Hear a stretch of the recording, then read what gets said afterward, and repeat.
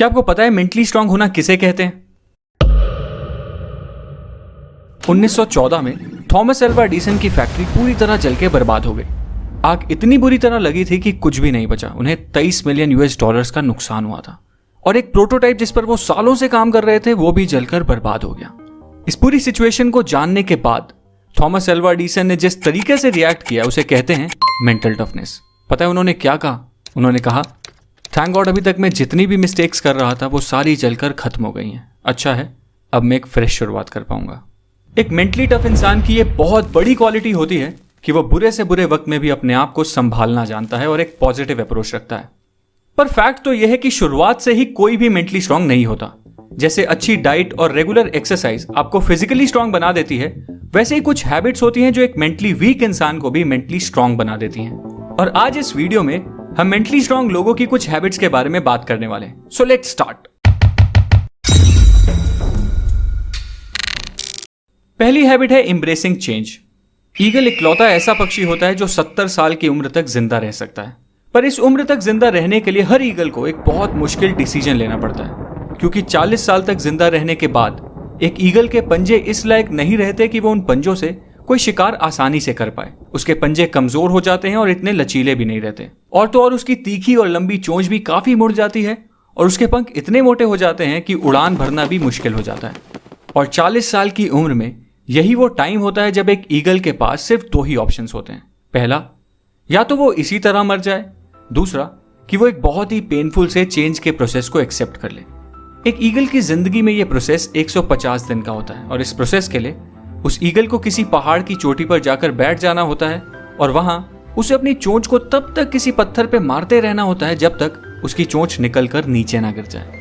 और चोंच के अलग हो जाने के बाद एक ईगल फिर नई चोंच के उगने का इंतजार करती है। जब नई चोंच उग जाती है तो उस तीखी और मजबूत चोंच से फिर वो अपने पंजे उखाड़ देती है और फिर से नए पंजों के उगने का इंतजार करती है। जब उसके नुकीले से नए पंजे वापस आ जाते हैं तो फिर वो उन पंजों से अपने पुराने से मोटे पंख भी नोच लेती है ताकि नए और हल्के पंख उग पाए। और फाइनली इन बेहद दर्द भरे 150 दिनों के बाद एक ईगल अपनी नई जिंदगी की एक नई उड़ान भरती है एंड अपनी जिंदगी के बचे हुए 30 साल जीना शुरू करती है। मतलब सर्वाइवल के लिए और जिंदगी को जीने के लिए एक दर्द भरे चेंज को एक्सेप्ट करना ही पड़ता है। और याद रखो, जब बारिश होती है ना तो सारे पक्षी बचने का कोई ना कोई ठिकाना ढूंढते हैं, पर इकलौता ईगल ऐसा पक्षी होता है जो बारिश से बचने की कोशिश करने के बजाय बादलों के ऊपर उड़ने की औकात रखता है। इसलिए एक मेंटली स्ट्रांग इंसान भी हर मुश्किल चेंज को एम्ब्रेस करता है और उसे एक्सेप्ट करके उस चेन से गुजर कर खुद को मजबूत बनाता है, चेन से घबराता नहीं है।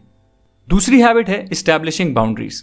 याद करो लास्ट टाइम ऐसा कब हुआ था जब आपको कोई ऐसा काम करना पड़ा हो जिसकी वजह से आपका पूरा शेड्यूल, आपका पूरा प्लान बर्बाद हो गया और बाद में आपको रिग्रेट हुआ कि काश तब आप उस काम को मना कर देते तो शायद आप अपने बाकी के इंपॉर्टेंट काम अच्छी तरह कंप्लीट कर पाते। अगर ऐसा आपके साथ अक्सर होता है तो सॉरी, आप शायद इतने मेंटली स्ट्रांग नहीं हो, क्योंकि एक मेंटली स्ट्रांग इंसान को उसकी बाउंड्रीज मतलब उसकी लाइन ऑफ कंट्रोल पता होती है। उसको पता होता है कि उसे किस काम के लिए नो बोलना है और किस काम के लिए यस, उसे किस कन्वर्सेशन का हिस्सा बनना है और किस कन्वर्सेशन का नहीं, उसे क्या खाना है और क्या नहीं। एक मेंटली स्ट्रांग इंसान को यह सब बहुत अच्छी तरह पता होता है। मतलब एक मेंटली स्ट्रांग इंसान बहुत ज्यादा सेलेक्टिव होता है। अब तीसरी हैबिट है the power of sacrifice. Human psychology को समझने वाले लोग ये अच्छी तरह जानते हैं कि sacrifice builds resilience, resilience builds strength, strength builds power and power builds purpose. इस चीज का एक परफेक्ट एग्जांपल है विराट कोहली।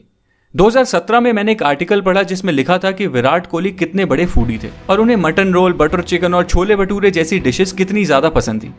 पर आज उनकी डाइट कुछ ऐसी है कि बटर चिकन और मटन रोल तो छोड़ो, वो अपनी कॉफी में चीनी तक नहीं पीते।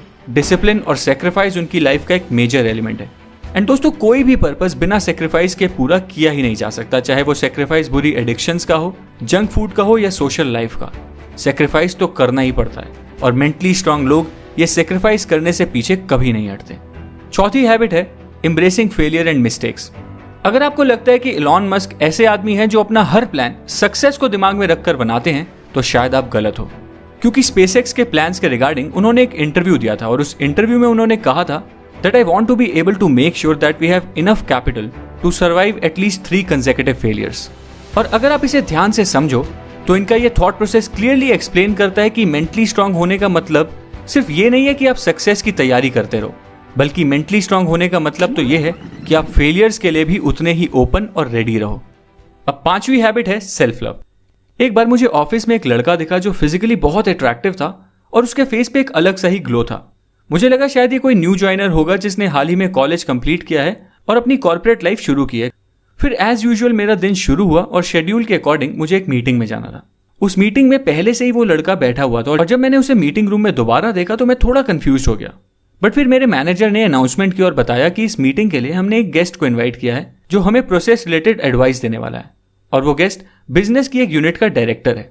और पता है ये डायरेक्टर कौन था? वही यंग दिखने वाला लड़का।